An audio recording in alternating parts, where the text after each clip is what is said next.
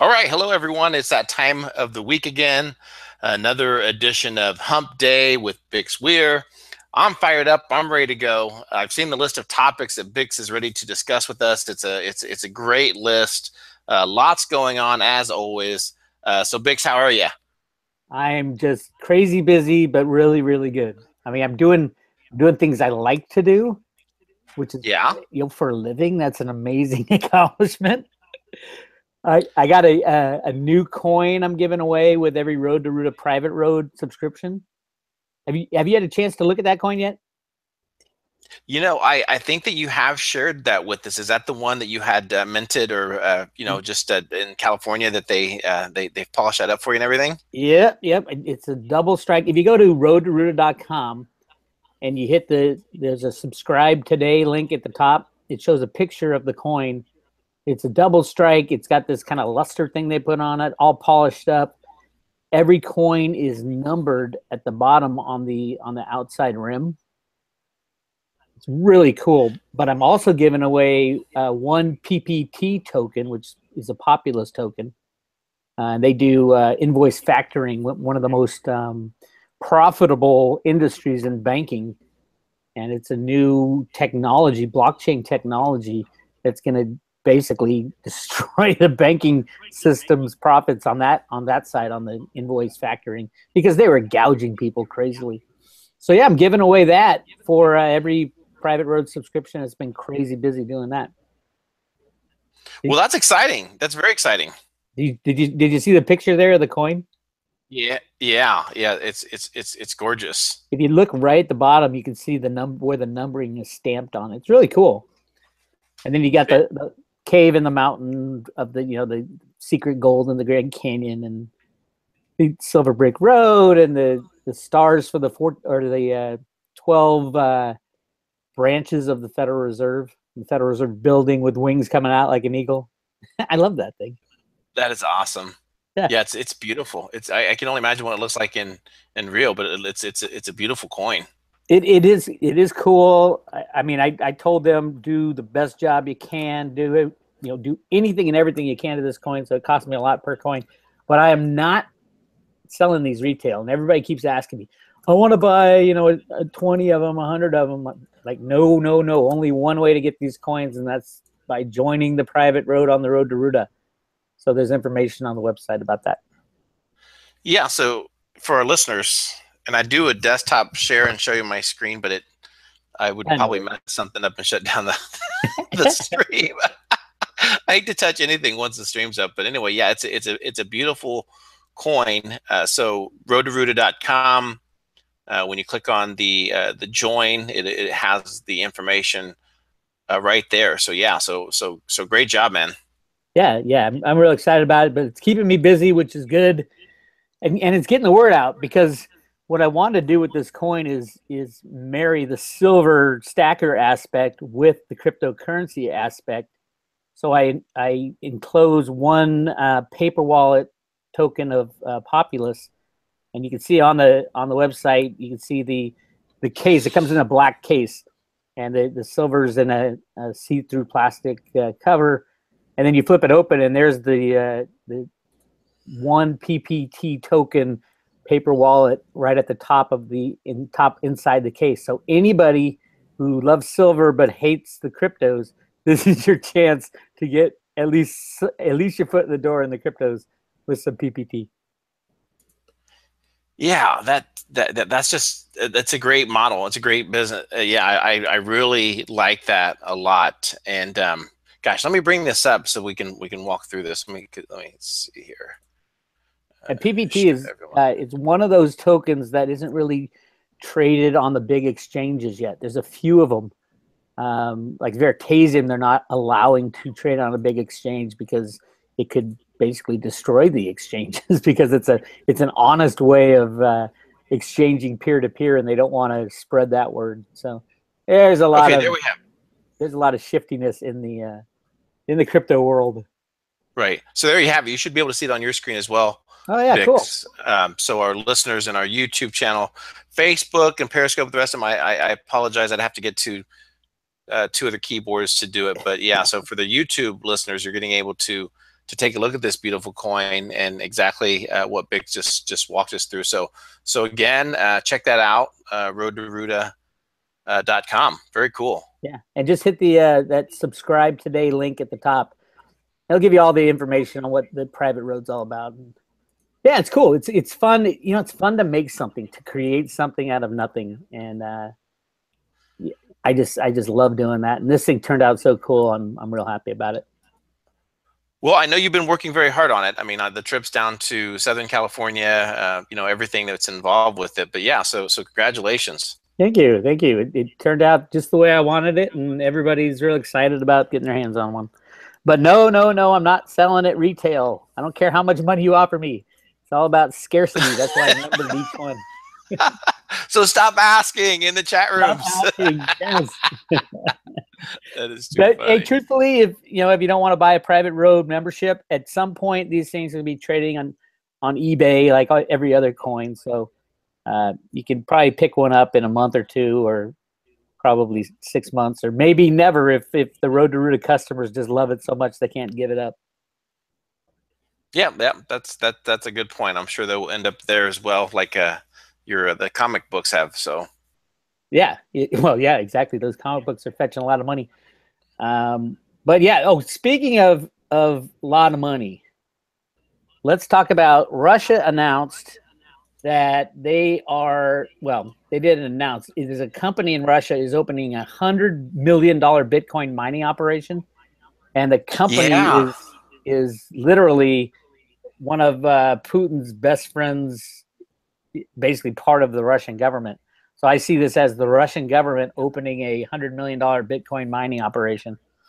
Such a big deal, such a gigantic deal. I've been saying it for a long time that all the people who were worried that Bitcoin miners would have too much control and they would collude and they get together and have 51% and destroy Bitcoin, all that stuff, I said that's not going to be possible, because the more and more Bitcoin gets accepted into circulation and accepted as a legitimate way to store wealth and as a means of exchange, the more and more big money people and big money countries will be mining Bitcoin for the very same reason as they don't want anybody else to get 51%. So I expect the United States to do the same thing at some point, probably $1 billion mining facility in the US. Really exciting. This is the first, soft link to a leader of a country to announce they're going knee deep into Bitcoin mining, and it opens up for the rest of cryptos too, because Putin met with Vitalik Buterin, the guy who invented Ethereum. It was like a month ago, right? Yeah, exactly. Yeah. Putin knows exactly what's happening. The world is changing, and a new system is being set up as we speak. The old system of unbacked fiat money is going out the window. I'm hoping gold is involved in the new system. I doubt that silver will be involved, because I think silver will be way too valuable. But I definitely believe that the cryptocurrencies will be leading the charge in that area. And they are just such an amazing technology, so easy to use, and they inject truth and honesty into a system that is so beyond corrupt that when it crashes, nobody will trust the current monetary leaders to start a new system. Anybody saying that the special drawing rights of the IMF is going to take over has no clue what's going on, because they believe the old leaders will still be in charge. They won't be. They will be in jail if they are lucky. Correct. And there are, the information has truly penetrated even some of the most staunch anti-Bitcoin, anti-cryptocurrency persons that are out there, where you're starting to see a lot of people kind of cross over, if you will, Bix. And that's something that, again, my biggest thing all along has been that there's room for both. I mean, if you think about the money that's in the banks, the IRAs, the pension, there's room for both the metals and the cryptocurrency. So you don't have to be a lover and hater of either one. Obviously do what you're comfortable with. But we're watching the cryptocurrencies basically tear down the system, everything from just its use, its ability to be transacted from across countries without SWIFT, with all these globalist things that have been in place for years. So this is a very exciting time to be witnessing this. I get excited reading articles when I see things like this, because this is very neat for Russia to come out. Dmitry Marinechev is launching this ICO. Yeah, that's the other thing. It's going to be an ICO. So, I think the ICO buyers get 18% of the company's mining revenue. I don't know if I'd invest in an ICO like that, because there's so much third-party risk. I mean, you're investing in the performance of a company in Russia. And to me, the cryptocurrencies are all about getting rid of the third party. I'm sure it'll do well. I'm sure a lot of Russians will invest in it, but I wouldn't invest in it just because I don't like the third party aspects of it. But there are other types of companies that I'm clearly relying on third parties to implement their business plan. So, am I comfortable with a company in Russia with the current situation with Putin and the people attacking Trump? No, I'm not comfortable in investing.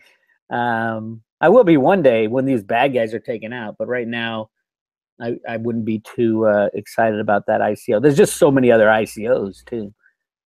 And right, correct. Do you follow Max Kaiser at all? Oh yeah, I love Max.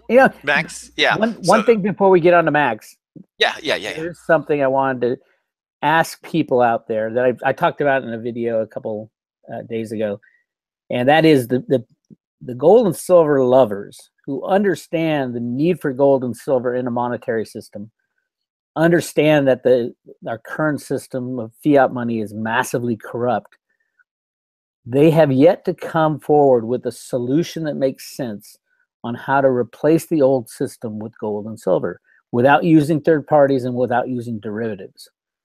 And I'm waiting on that person, the old-time staunch gold bug, like Chris Duane or Bill Murphy or anybody on the gold side, to raise their hand and say, oh, here's how it's going to work with the crashing of the old system and a new gold and silver monetary system. Because I don't see how that can work. We can't go back to using coins jingling in our pockets. And that's the only thing people would trust, truthfully. And we can't go back to a system that's backed by gold, because no one would trust the backers. That's a third-party risk. So I've yet to hear anybody explain to me how it will work. I think there'll be a store of value, potentially. But as far as use as a currency, used to replace the old monetary system, the unbacked fiat system, I don't see how it would work without derivatives of gold and silver being traded. And then we get into the same old problem of abuse by the third party and the financial viability of a third party. Right. All right. Yeah. That's I was going to say, that's a very valid point. I mean, who's going to own the checks and balances of their gold reserves? They're each own country. I mean, well, exactly. These are the same people we don't trust already. I mean, yeah. So I mean, I've come a long way in my understanding of how a new system can start up, and it really gets down to trust. And the only thing you can trust is physical metal in your hand and the blockchain technology, as far as the competitors to take over from the old corrupt system. And physical metal in your hand is great, but the functionality of exchanging goods and services for physical metal in your hand, people have forgotten how to do that. They don't know. The majority of the population has no idea that gold and silver is so important, and it was important in the past. But I'm not convinced that well, silver will be important for industrial purposes. I'm not convinced that gold will be important in the future. There will be those holding on to it as legacy type asset, but I don't think it'll be used as a means of exchange. So yeah, I don't have a lot of hope for gold. Silver is a completely different story because there's so little of it, and it is absolutely necessary for all these new technologies coming on board. that I see silver going way past the price of gold on a monetary sense. Whether you measure that in US dollars or in Bitcoin, how many Bitcoin it takes to buy an ounce of silver type of thing. Yeah, and there's some new breaking reports, and I think we're going to discuss it tomorrow on Rogue Mornings, but some medical things coming out in regarding gold and its properties Well, that to would be great. use to fight cancer. Yeah, but I mean, when you look at the quantities of gold needed, I mean, there are technological reasons to have gold and industrial reasons. I mean, yeah, technological and industrial reasons to hold gold as an industrial metal. And I would put any kind of medical advance into that realm. But I mean, I would assume whatever the medical advance is, it's going to use microparticles of gold. Right. So it's not Yep. really a demand driver. Right. Do you remember that drink, Goldschlager? Did you ever have any Goldschlager? It was No, would I do something like that? I love Goldschlager. It was like what was that? Like a Red Hot. Yeah. It was It was kind of that flavor and a Fire Stick candy. Yep. Yeah, I have heard of it. I've never actually done Goldschlager shots, just like I've never done a Jaeger shot. Yeah. That stuff kills me. That's a blackout shot right there. Jaeger will talk to you. That is for certain. So, but no, the only reason I mentioned, Max Keiser is because I did not know that he was such a Bitcoin. Apparently he has his own coin, and he's been actively involved for several years in the community. Yeah. He's been knee deep in it, and a big advocate. He understood very early on what it meant, because he knew how corrupt the old system was, and the solutions were needed, and gold and silver didn't, it was okay as a solution, but it didn't quite fit the bill as a means of exchange globally. So yeah, Max has been a big proponent of Bitcoin, decentralized rule, cryptocurrencies in general, and yeah, he has his own coin. Well, if you get a chance, if our listeners get a chance, there is a Keiser report, and Max happened to run into Peter Schiff at Freedom love that Fest. One. Yeah. Have you seen it? Have you watched it? Peter, I can't believe his eyes are still closed to this. I mean, he's supposed to be a smart guy monetarily. He needs to explain to people how the gold and silver solution would work without third parties, without governments. I mean, it worked, for the past 5,000 years. Gold and silver have been used as money, but I would venture to say that, one, people went back to gold and silver because it was better than the other thing they were using. So nobody really abandoned gold and silver as money, even when the leaders outlawed it. Gold and silver was always there somewhere around the world, being used as money. But two, now there is a better solution in the cryptocurrencies that you can trust more than you can trust even gold and silver. So he doesn't get it. I don't think he'll ever get it. There's people like that, like Chris Duane, will never get why the cryptocurrencies are so important and will be utilized by humanity before silver ever gets used as a monetary instrument again. Well, he openly admits it. I saw it yesterday on Facebook, but his quote unquote Max Keiser stopped by my booth at Freedom Fest. The conversation quickly turned to Bitcoin. Check out the comments. I'm too old and too dumb to get it. He's not too old and too dumb. He's just, he's stuck in his ways. Just like a lot of the hardliners in gold and silver, they took a position. They heard about Bitcoin and the cryptocurrencies very early on. They took a stance and a position on it. They did not tell their people to get into it. They held that stance and position. And it's one of those things where you get just so stubborn because you've told people no way, and you've explained to people why it wouldn't work without the full knowledge of what was going on. And then there's no way you can change back. So you just sit there and, you hold your line. Yeah. I mean, I do have a question though. How would a gold or silver-backed cryptocurrency work, Bix? Well, see, you get in the same problem. You back anything with anything, and you've got third-party risk. So a backed crypto, I don't think I think will be useless. Who would trust it? Who would trust the people doing the backing, holding the gold and silver, trusting that it's been verified. Who's going to verify it? Deloitte and Touche. All the criminals from the past will verify that the COMEX metal is in there. So we're gonna slap a cryptocurrency on it and say, oh yeah, you can trust it because it's cryptocurrency. No, and there's no reason to back gold and silver. Gold and silver have special places for special reasons. And if you understand those reasons, then you don't let anybody else hold your metal.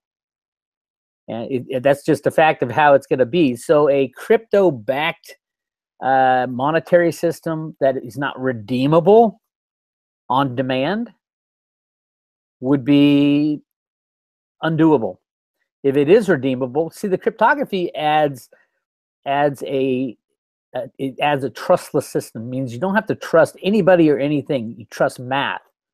That's what you're trusting when you buy into a blockchain or a crypto type of company. Not all of them are like that. But if it is a true blockchain, true technology, you can't lie, you can't cheat, you can't steal. So if you can't lie, you can't cheat, and you can't steal, and then you inject it into like a warehouse that holds gold or people who are going to manage that, then you get the lying, cheating, and stealing on that end. So it's not a truly trustless system. Right, so right. Whether or not, will we? It really does get back to the concept of money. What is money, and why people have trusted gold and silver to be money after all these years. I would argue now, having understood the blockchain and Bitcoin technology, people understood gold and silver as money because it was the best thing and the closest thing to a perfect money, but it wasn't perfect. It was never perfect. And most monetary historians, gold monetary historians, will say, gold isn't perfect, but it's the best thing we have. Well, I would venture to say now that the blockchain and crypto technology has invented something that is better than gold and silver to be used as money, because it's a trustless system. You don't have to trust anybody. You don't have to trust the purity of the metal, and you don't have to trust. In the gold and silver, yeah, you got to trust the purity of the market. You got to trust people to accept it. Right now, shop owners are accepting electronic debits and credits. They're not accepting gold and silver coin. So the question is, will a change in the system, the destruction of the old system due to the implosion of the derivatives, and the banks go down, what will be accepted next? Will people be accepting gold and silver tokens or gold and silver coins as money? I don't know. It would take a lot of training for the majority of humanity to understand and accept that. Will they accept something like Bitcoin that has no government, corrupt government leader forcing them to accept it as money? You could just trust it based on the cryptography and the process of the blockchain that is fairly easy to explain. And as far as the user experience, you're doing the same thing. You're walking in with your debit card, your crypto debit card, your crypto cell phone, and you're buying something, and you're getting the transaction approved quickly if you're using Litecoin, and then you move on. And people do that right now with electronic fiat money. Why not do it with a more trustworthy type of money? And I think it'll be a much easier explanation for humanity. Sure. Let me play devil's advocate for Please bring it on. So in essence, in regards to that, who's maintaining the checks and balances? If there is a metals-backed Bitcoin, then how do we look at the perspective in terms of ICOs? I mean, because with the ICOs, they're not initially offering a coin that's based upon whether it's a service they're providing or a good. There may not be the crypto metal-backed ICOs. Well, no, just in terms of any ICO in general, that when someone does an ICO for a coin offering, that you can utilize that coin for services, for other items, there's no guarantees that come with that either, correct? Right. Well, so, that is absolutely correct. The ICOs are promises that these coins will be used in the future. Most of them have, the new ones have companies that are being built. There was a reason for these ICOs. You look at a lot of the cryptocurrencies before the ICO market came in, they're all just, they were just making cryptocurrency to make cryptocurrency with their own little tweak behind it, like it's safer or it's more plentiful. And there are hundreds have, maybe thousands have been invented, and thousands have disappeared on that type of thing. But these ICOs, which are backed by a business plan and an idea and a use for that currency or token that's being offered, those are the more interesting ones. You can do an ICO for anything. And, correct. Yes. Yeah. And outside of having to get and they kind of are investor status and all that. Yeah. There's some companies that kind of are doing ICOs for anything. But it's just like the .com days. You can start up a .com anything. Will they survive? Most of them didn't. Back in the day when .com everything, pets.com, and the valuations were crazy. But then you have your Amazons and your Googles and your Facebooks and your Apple computer. All those survived and are the strongest companies in the world right now. You're going to see the same thing with the cryptocurrencies. There's going to be most of these crypto ICOs are going to fail miserably, but you're going to have your Facebooks and your Googles and your Amazons and your Apples. So that's the key right now. If you're smart enough to pick the right token, pick the right company that's got the great idea and the smarts behind it, and have someone to analyze the code for you, unless you're crypto smart that way, you really can pick the home runs. Imagine being in Jobs' garage when he was inventing, him and Wozniak were inventing the first Apple computer, and saying, hey, I want to be an investor with you guys. What do I do? I'll give you $5,000 right now and to help build out this process. And you're all of a sudden today you'd be a multi-zillionaire. That's exactly what's going on with the blockchain technology companies today. Those companies that make it with the great idea and the great team behind it and the great code, they're going to be the Apple computers of the next 5 or 10 years. Yep. And if you don't take a look at the cryptocurrencies, look at some of the hardware manufacturers, NVIDIA. It's incredible to look at their 1 year and even their 5-year growth for their stock. It's just unreal how much they've grown the last 5 years. But the other thing that people need to remember is, not only is it a change in a technological change in the way people are going to be doing business, it's a change in one of the most important aspects of our lives, and that is a change in money. If you think about it, money hasn't changed since 1913, when the Federal Reserve was invented and created, and it really hasn't changed in the 100 and whatever that is, 105 years, 110 years, 5 years. Money hasn't changed, but everything else has. The way we do business, every which way has. But the biggest technological change in money is the creation of electronic money. But that electronic money is controlled by a central force, the Federal Reserve Bank and the member banks. They control, I would say debit cards and credit cards are a change, but everything else has pretty much stayed the same, which is crazy. Yeah, especially these days. And now with a decentralized form of money, it will give everything a run for its money, so to speak. And when you lay on top of that the final collapse and implosion of the banking system and the criminality that goes on, in 2008, it almost happened. But there was nothing to turn to except gold and silver. That's the only thing we could have turned to had Congress not bailed out AIG.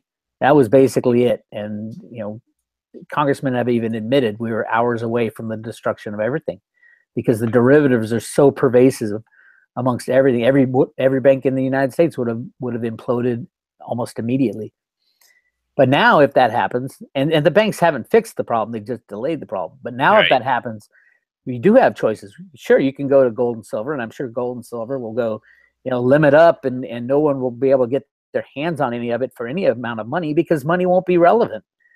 And if the banks crash, you're going to need something to transact business. You can either trust the old system by going to some kind of IMF deal, which I doubt anybody would, or you can throw all the people who were in charge of the old system in jail for their criminality and move to something else. And that something else will be Bitcoin and the blockchain technologies, this whole business environment that's growing up right next to our current system. and the transformation will not, it will be difficult, obviously, but won't be as hard, and as many millions of people won't die as they would have if the system was stopped in 2008. Very exciting time indeed. Very exciting time. So with that, let's shift gears a little bit. Let's talk around the good guys and the bad guys with this whole nuclear Jesus. North Korea and everything. Just kind of crazy right now. Absolutely crazy. As far as from the road to Ruta perspective, that's the perspective of there's a battle between the good guys and the bad guys behind the scenes, within the Treasury, within the Fed, within the deep state.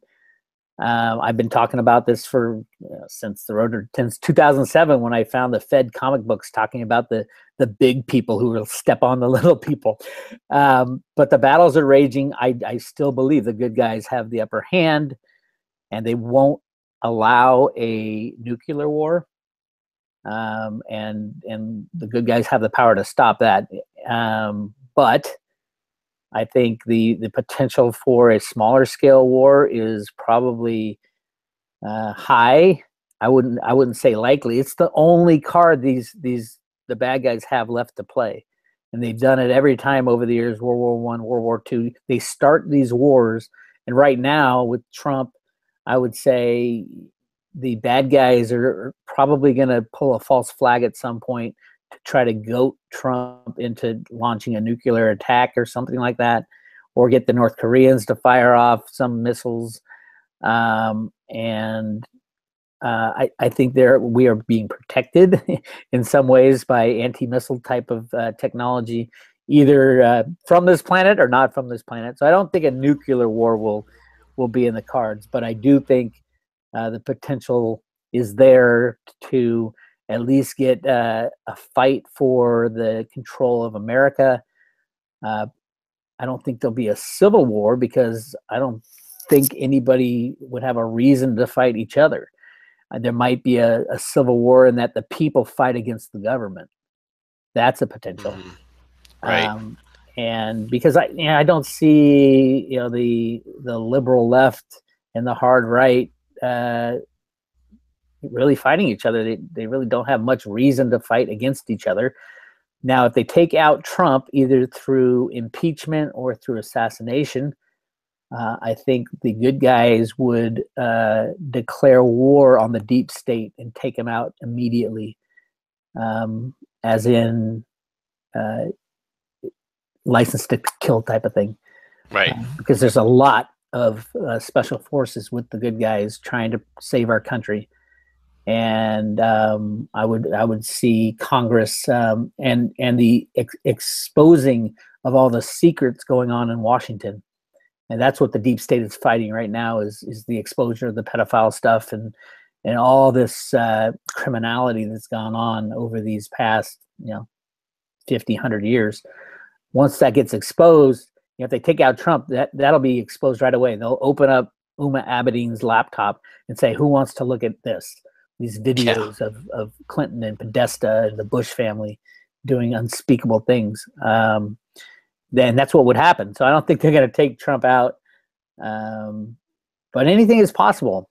And if they do take him out, either through assassination or through impeachment, I think the good guys will stop hiding behind the scenes and come and take out the bad guys militarily, by eliminating them one by one or as a group. A dump of all the laptop, Uma Abedin laptop, or that new guy, Debbie Wasserman Schultz's laptop that she tried to protect was the laptop of that embedded computer spy within the U.S. That guy Annan, whatever his name. Yes, the brothers. Yeah. Yes. Yeah. Well, right. Apparently, it was just one of them. The whole family worked for the government, but only one was a computer expert.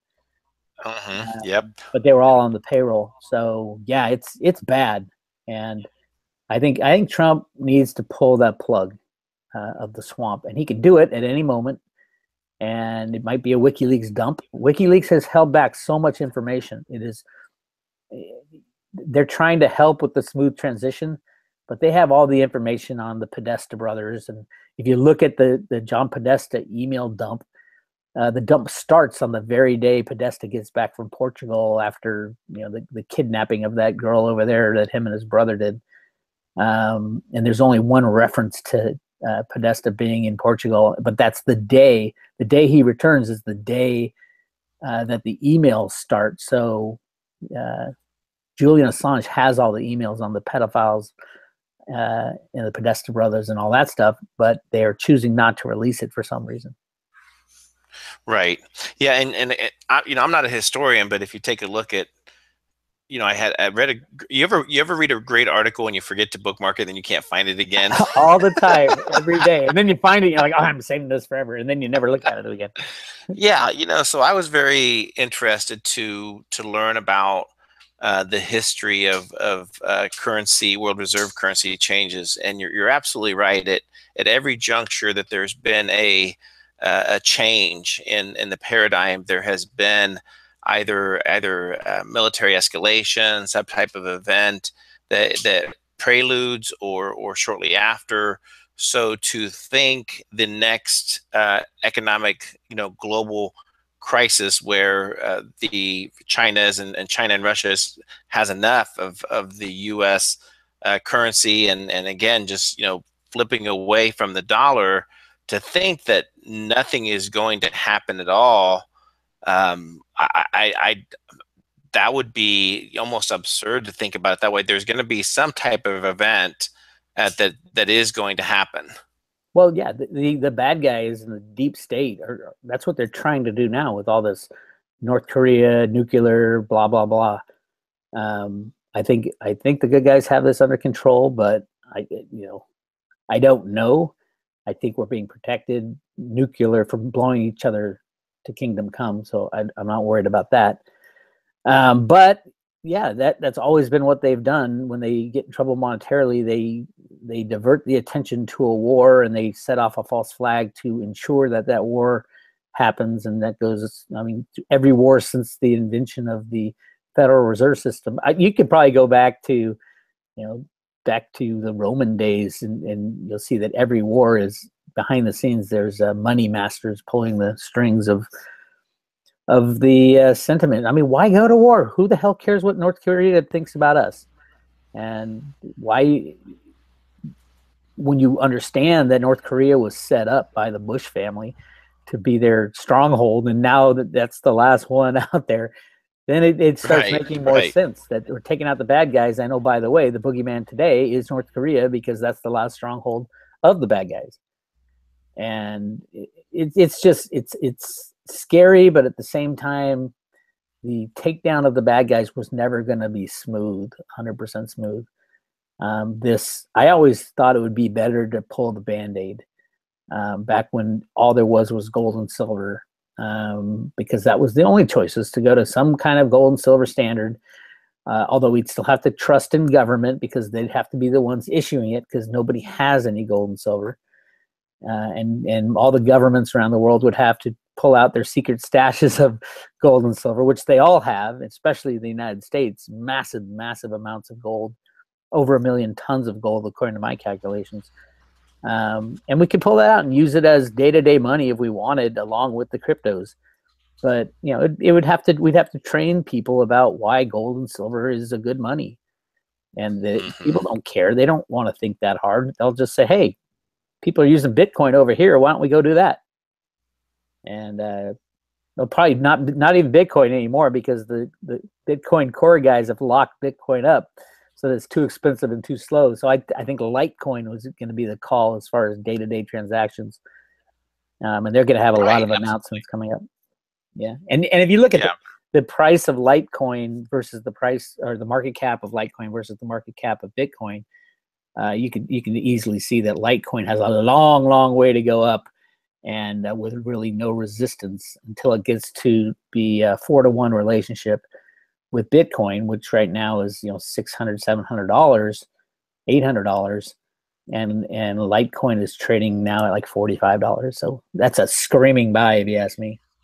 Sure, yeah, that's very doable. So no, great points, and I agree in regards to I don't think we're going to see any type of a nuclear event with North Korea. They're already talking it back. Rex Tillerson is out there on the stump today, and hopefully level heads will prevail through that situation. Yeah, I don't see any kind of nuclear exchange happening. And I mean, North Korea knows that if they fire a nuke off, the United States will just wipe the slate clean of North Korea. I mean, that's one of those things that's a mutual destruction, except they have no missiles that can reach the United States, and we have all the missiles pointed right at North Korea right now. Right. Not a good strategic move.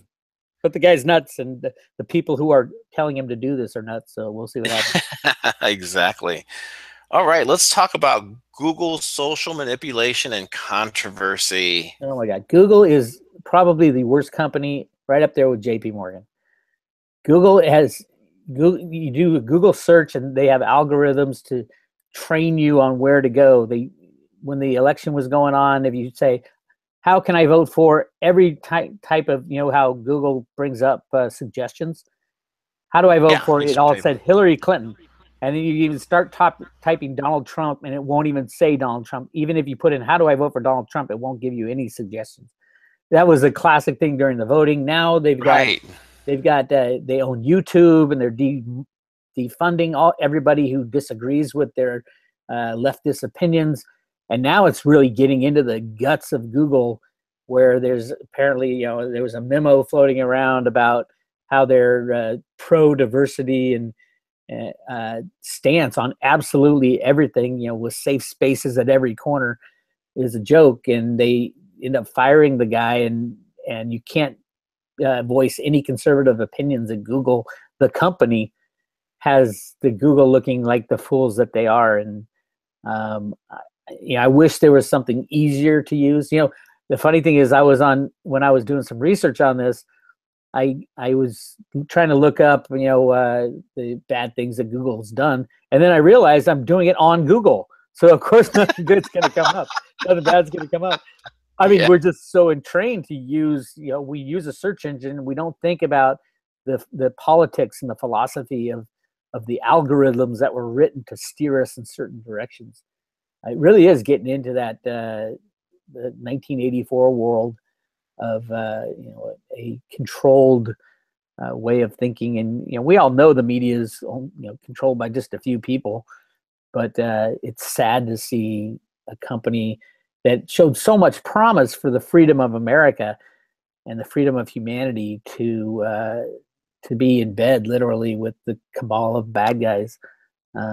Disappointing, but it's a company that is making its choices. Hopefully, at some point, we'll all have enough of it and boycott Google and all of Google's subsidiaries like YouTube and things like that. Yeah, 1000%. When I started reading that and listening to the amount of personal attacks that were lodged against the gentleman that made the memo, and to openly see the rest of Google employees saying, we need to, find out the rest of these supporters, find out who these people are. I mean, it was just extremist, and here are the people that are preaching and wanting inclusion. No, they don't want inclusion. They want inclusion as long as they agree with what's being included. Correct. So yeah. Not inclusion. So again, in terms of the Google, the company, you're correct. You take a look at everything they're into with the algorithms, the analytics, everything that's tied in, and the amount of information that they pump into social media with Facebook and everything. Yeah, it's just finding alternatives and disruptive software that's out there. I guess that one of the larger one is it DuckDuckGo I haven't really. I know there's a lot of crypto startups that are looking to displace the Google model, which is centralized control. But I haven't looked into it, and I should. I should be leading edge on that, but truthfully, I don't have no time. Well, yeah, I mean, several years ago, I started flipping everything over, and I like the aspect of Google's technology. I like the fact that I can log into any tablet, any desktop, any laptop, any device about anywhere and log into Google, and I have all my apps, I have all my documents, They I suck have you all those in. tests. They suck you in. They do. And then I'm realizing that they have so much control of my life. If they ever lock me out of my Google stuff, I would be in trouble.